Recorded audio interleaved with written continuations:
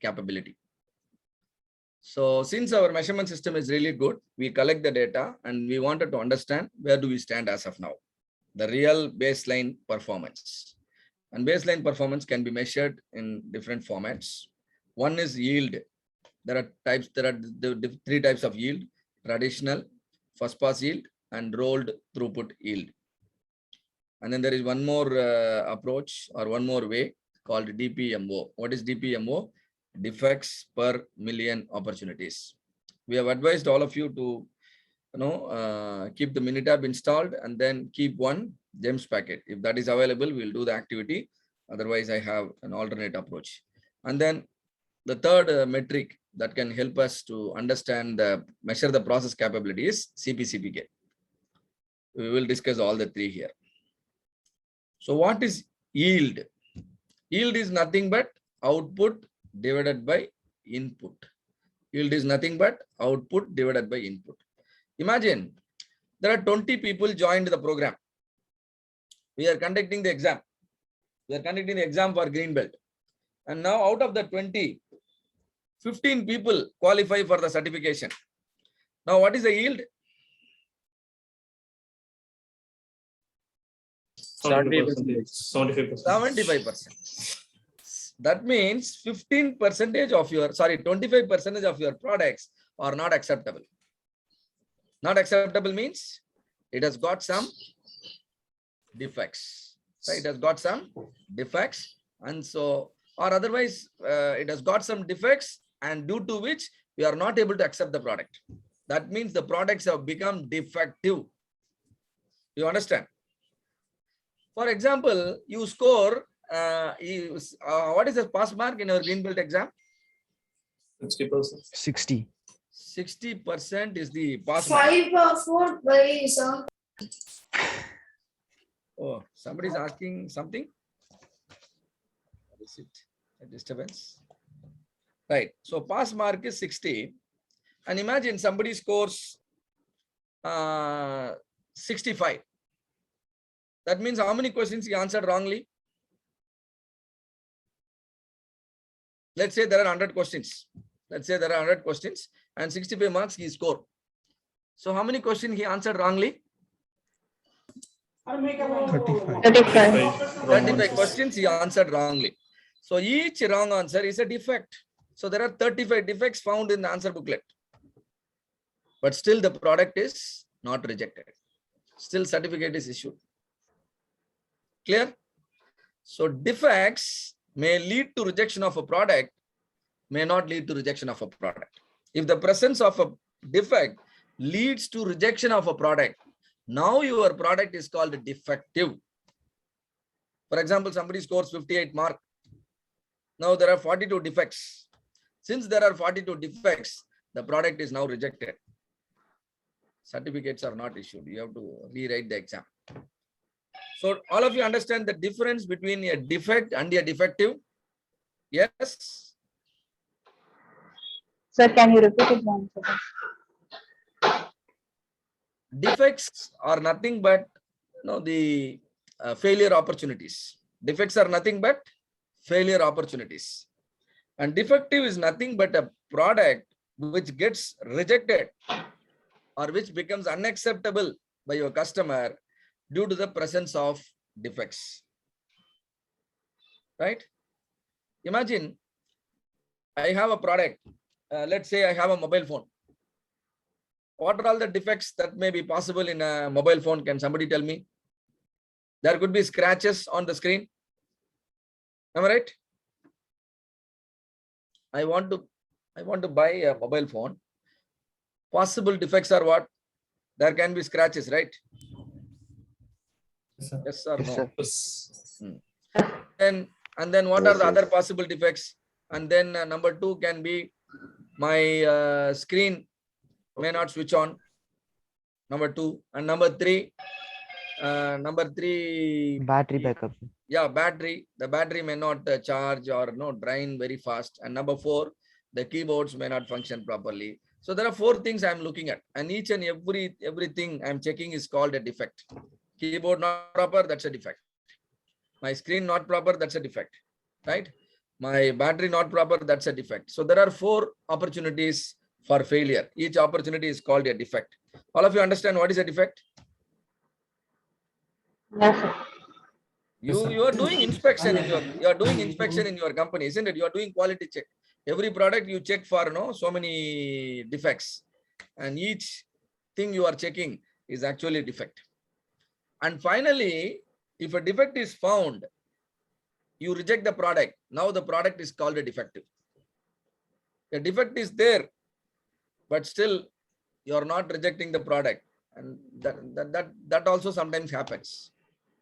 That also sometimes happens. But if a product is rejected because of the presence of a defect, the product is called what? Defective. Defective. Right. Your traditional yield works only on the defective, not on the defective, not on the defect. Say, for example, there are 100 transaction, or you produce 100 products. Out of 100 products, 10 products are reworked. 10 products are reworked. You know what is rework? Something went wrong, we correct it, and then product is accepted. Am I correct? Rework means something went wrong or a defect occurred, and we are correcting it. When we are correcting a defect, that is called what? Rework. See, if you don't speak with me, I take more time. Somebody can quickly acknowledge. And now what happened? Output. My output is 90. Okay, so 100, 10, and then 90. And let us take the example as it is, then we go to the manufacturing. This is like a bank. 100 transactions are happening. Out of 100 transactions, 10 transactions failed. Failed means what happened? Money is not transferred. Now this is a defective. This is a defective, isn't it? 10 transactions got failed. So defectives are 10. But 90 transactions are successful. Now the yield is 90 by 100, 90%. Let us connect it to a manufacturing context. 100 units I produce. Sorry, raw materials are given for 100 units. And 100 units when I produce, 10 units are rejected at inspection. When I reject 10 units, what does it mean? 10 units are defective pieces. Defective pieces. 10 units are defective pieces. I have rejected it. And 90 units goes to the customer. Now my yield is 90%. Clear? Yes, sir. Done. That means we take into account only the defectives, only the rejections. But what we are not considering now is, we are not considering the rework. We are not considering the defects that are causing rework. So this is not a great measure of your real performance. So let me give you another scenario. In a same bank, 100 transaction takes place. Out of 100 transaction, 30 transactions are delayed. For example, you transfer money. Money is debited, but the beneficiary is telling, no sir, money has not credited in my account. Is it not a failure? Come on, tell me. It's Failure. It's a It's a failure. failure. Then you talk to the customer care, bank customer care. They are doing something. And then after 3 hours, money is credited in the beneficiary account. Now you are safe. Right? Now you relax. Oh, so much money. Now it is properly transferred. That means, you know what happened now? Some rework happened. Am I right? Why rework? Yes, sir. Why rework happened? A failure has happened. A failure has happened and somebody worked on it. And now we write it as delayed transaction. We write it as delayed transaction. Delayed transaction means there is a rework involved. Am I correct? Yes, sir. Most of the time we ignore and we consider this also as a success. This is a failure. Please note, rework is a failure. A failure has happened, and that is why you are doing rework, and that is why delay happens. And now 10 transactions complete failure. People are not able to do anything. 10 transaction failure. They do not know where the money gone. And now the output. Now what could be the output? 90 successful transaction. Now I want you to recalculate your yield. Now this is failure, am I right? Yes, sir. It is failure. What is this 30? Failure or a success? Failure, sir. Success. This is also a failure. Failure. But somehow you reworked on the failure and converted the failure into success. However, Yes, sir. in the first run, it was a failure. So rework should never be included in your success calculation. Please see here. First pass yield is output minus rework divided by input. In your Rework. output, already the rejections are accounted. In addition, I want you to deduct the rework also. So 90 minus 30 is how much? 60%. The 60% is called first pass yield. So what you thought as 90% is not actually 90%. It is only 60%. How do I know? Only when I calculate my performance using first pass yield. You should be right at the first attempt. You can't go wrong. You can't then correct and then say you are 90%. No. All of you are with me on this, the difference between traditional yield and first pass yield. In traditional Yeah, sir. yield, Yes, sir. in traditional yield, we only account the rejection. In first pass yield, we account the rejection and we also account the rework. Now tell me, are there reworks happening in your workplace? Yes. Definitely Yes, a sir. lot. If you include reworks also, if you account rework also properly, you will find enormous opportunity for improvement. If you have the habit of measuring only traditional yield, you may not understand the immediate necessity to improve the process. You might think you are doing good. You may say that you are 90%, you are 95%, but actually you are only 60%. Hope all of you understand the difference, right? Between first pass yield and the traditional yield. Now there is one more thing, throughput yield. What is this throughput yield? If your process happens in stages, for example, now you are in the green belt program, right? How many of you realize we have taken you through the white belt modules also? All of you realize? Yeah, sir. Yes, sir. Some Yes, of sir. you attended live. Some of you are asked to watch the video, and all of you are asked to write the test, and then that means white belt. And then let us say there is one more module called yellow belt, and then you are here in the green belt, and then further there could be black belt, and then there could be master black belt. Let us consider up to green belt. Imagine I put a condition. Imagine I put a condition to appear in the green belt program. One has to qualify in the white belt. One has to qualify in the white belt as well as yellow belt. Only assumption, right? Now there are 100 people, or let us say there are 20 people joined the white belt, joined the green belt program. First, we conduct the white belt. Out of the 20, 15 people qualify. Now, how many will go through the next module, which is yellow belt? 15 only will go through. So what is my yield at the first stage? 75%. Am I right? My yield is 75%. Now these 15 people go through the yellow belt module. Same 75. Go through the yellow belt module, and now yellow belt examination. Out of the 15 people, let us say 10 people qualify. Now what is the yield at yellow belt level? 85. How many? Sorry. 80. 15 came 18. and 10 only qualify. Now what is the yield now? 10 out of 15. 75. 66%. 66%. 10 by 15 is 66%. Now 10 people qualify. Now they come to the green belt program. They undergo the green belt program and they write the exam, and out of the 10, 7 people qualify. Now 70%. 70%. So at the white belt, what is my percentage? 75. At the yellow belt, what is my percentage? 66, huh? 66. 66. 75, 66. Then in the green belt, 70%. 70.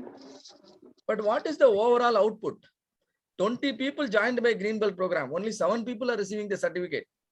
Yeah. What is my overall performance? 7 out of 20. Can somebody tell me what is 7 out of 20? 35%. 35%. So only 35% is my throughput. 65% of the people somewhere they are getting dropped. Clear? Always processes are connected in organization. Am I correct? Yes or no? You have so many processes, right? You produce, you assemble, you dispatch, and then you raise the invoice. There are so many processes. Everything goes in sequence. Or otherwise, when you produce a product, there are so many components. All the components you produce and then finally assemble. Something goes wrong, now the whole product is gone. So you should. This is called a systems approach. Process approach is one by one. First white belt, oh 75%, great. Yellow belt 66%, oh great.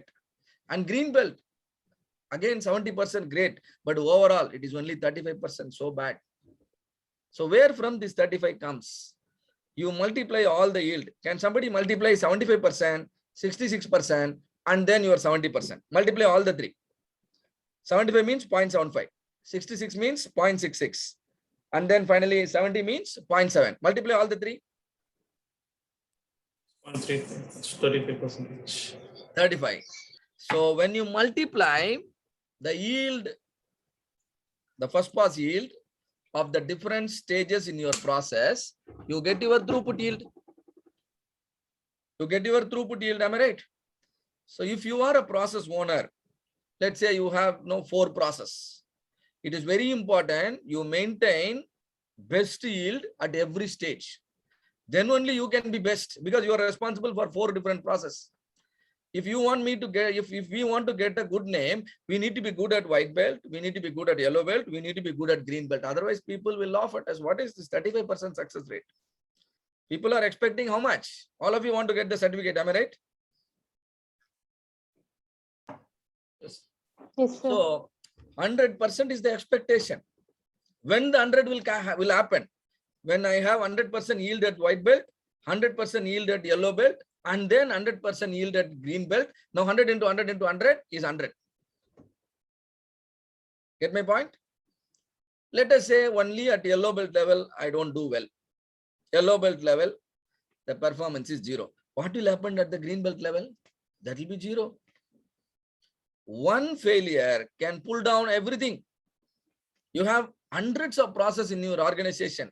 One process which is connected in the sequence is not performing at the desired level of yield. Your whole result will be pulled down. The process which pulls down the entire result, that is called the bottleneck process. That's called the bottleneck process. You have to improve it, with lot of preference. So that is called throughput yield. So you have the first process. Out of 100 transaction, 90 transactions are okay, success. So what is the first pass yield here? 90%. And now this 90% goes to the second stage. And now 80% of the 90% becomes success. And then the third. Now the output from the second process goes to the third. And now 70% is the yield at the third process. Now can somebody tell me what will be the overall yield or the rolled throughput yield? How to calculate? By Multiply all the three. 0.8 into 0.7. Very good. 0.9 into 0.8 into 0.7 I have shown in the screen. That Yes, sir. means the overall yield is 50.4%. 50%. So you should not to feel great about your 90, 80 and 70, what you are seeing here, right? If you are a real process manager or a leader in your company, you should be worried about the throughput yield. If my yield here goes down to, let's say, 10%. Now here I cannot be more than 10%. Any one process, if it is see here the 50 is lower than the lowest. What is lowest? 70. 50 is lower than the lowest. If you want 90 here, then at least you should have 90 at all stages. Clear? So everyone's role, Yes, sir. every process is important. You can't say this is least important, this is no best. And always calculate first pass yield. And for complex processes or processes having multiple stages, calculate throughput yield. Is that clear to all of you? Yes? Yes, sir. Right. And now I want you to understand this logic. There are 3 stages of process in a company. First process is picking. Maybe a robo. Let's say a robo is doing the picking operation, and then it is doing some packing, and then it segregates into different pallets, sorting. So the 3 operations are picking, packing, and sorting. All are performed by a robo, or it can be manual also. Now in the picking, out of 1000 picking operation, 997 picks are perfect, but your robo commits error of 3 wrong picks. So what is the yield here? 997 by 1000. Now for the second process, the input itself is 997. Input itself 997. Out of the 997 inputs, packing is done correctly for 993 units. So how many errors are committed here? How many errors? 4. 4 errors. So 4 errors, 3 errors already in the first process, 4 errors in the second process, and then this 993 goes to the last stage where the robo is sorting. While sorting the 993 packed items, 988 are sorted correctly, but 5 are placed wrongly. So 988 by 993 is the yield at the third stage. Now I'm interested in calculating the throughput yield. So throughput yield means yield at first stage, yield at second stage, yield at third stage. You multiply all the 3, and what is the throughput yield? 98. 98.8%. 98. Very good. Hope all of you understand how to calculate the throughput yield, right? Yes. All right. So this completes our module about yield. Now, do you all have the GEMS packet? If you have GEMS packets, show it and also come on video. Is it available? I could see Suresh. Padmaja madam, you have GEMS. Very good. Who else has got the GEMS? Only 2? RK sir? Okay. RK sir, are you available? Okay. Since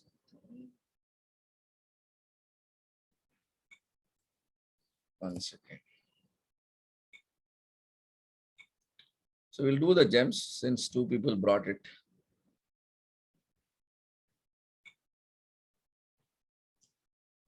Excel template, sigma level calculator.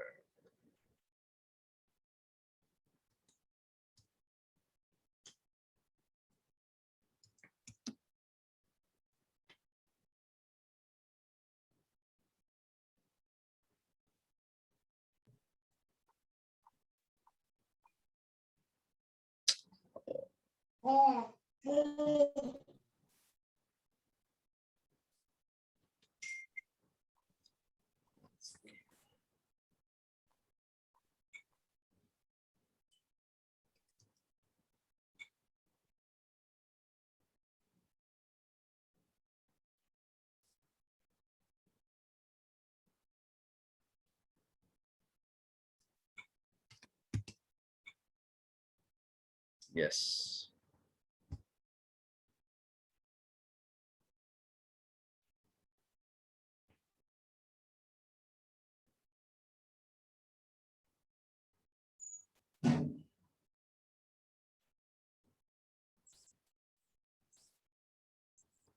So